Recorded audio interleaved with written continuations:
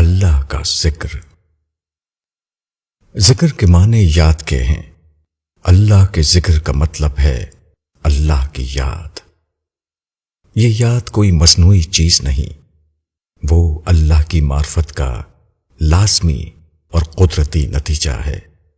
جب کوئی آدمی اللہ کو اس کی عظمتوں اور قدرتوں کے ساتھ پاتا ہے تو اس کے اندر ایک روحانی ہلچل پیدا ہو جاتی ہے۔ اس کے بعد اس کا یہ حال ہوتا ہے کہ اس کو ہر وقت اللہ کی یاد آتی رہتی ہے۔ یہ یاد کبھی دل کے اندر تڑپ بن کر ظاہر ہوتی ہے اور کبھی زبان سے حمد و شکر اور خشیت کے الفاظ کی صورت میں بے ساختہ نکل پڑتی ہے۔ اسی کیفیت کو اللہ کی یاد کہا جاتا ہے۔ کبھی ایسا ہوتا ہے کہ آدمی اتھاہ خلا میں ستاروں اور کہکشاؤں کی حرکت پر غور کرتا ہے۔ وہ پکار اٹھتا ہے کہ وہ خدا بھی کیسا عظیم خدا ہوگا جو اتنے بڑے کارخانے کو اتنی صحت کے ساتھ متحرک کیے ہوئے ہے۔ کبھی وہ درختوں اور پہاڑوں اور دریاؤں کے پرکشش مناظر کو دیکھتا ہے اور ان کے حسن اور معنویت کا ادراک کر کے حیران رہ جاتا ہے۔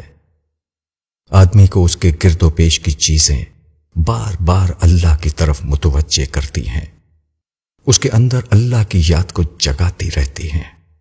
اسی طرح کبھی ایسا ہوتا ہے کہ آدمی اپنی حالت پر غور کرتا ہے تو اس کو اپنی غلطیوں اور کوتاہیوں کا احساس ہوتا ہے۔ وہ بے تابانہ اپنے رب سے معافی مانگنے لگتا ہے۔ وہ خدا سے کہتا ہے کہ وہ اس کو آخرت کے عذاب سے بچائے اور اس دن اپنی رحمتوں کے سائے میں داخل کرے جبکہ خدا کی رحمت کے سوا کوئی دوسرا سایہ نہ ہوگا جہاں آدمی پناہ لے سکے۔ کبھی آدمی اپنے عجز اور بے چارگی کو دریافت کرتا ہے اور بے اختیار پکار اٹھتا ہے کہ خدایا تو قادر مطلق ہے، تو اپنی قدرت سے میرے عجز کی تلافی فرما۔ انسان کے دل میں انہی ربانی احساسات کا پیدا ہونا اور ان احساسات کا الفاظ کی صورت میں ڈھل جانا، اسی کا نام ذکر ہے۔ ذکر اللہ کی یاد ہے، سب سے بڑی حقیقت کی یاد۔ جو چیز سب سے بڑی حقیقت کی یاد ہو اس کو تجربہ بھی سب سے بڑا تجربہ ہوتا ہے۔ اس تجربے کا کسی کے دل پر گزرنا اتنا بڑا واقعہ ہے کہ جس کو لفظوں میں بیان کرنا ممکن نہیں۔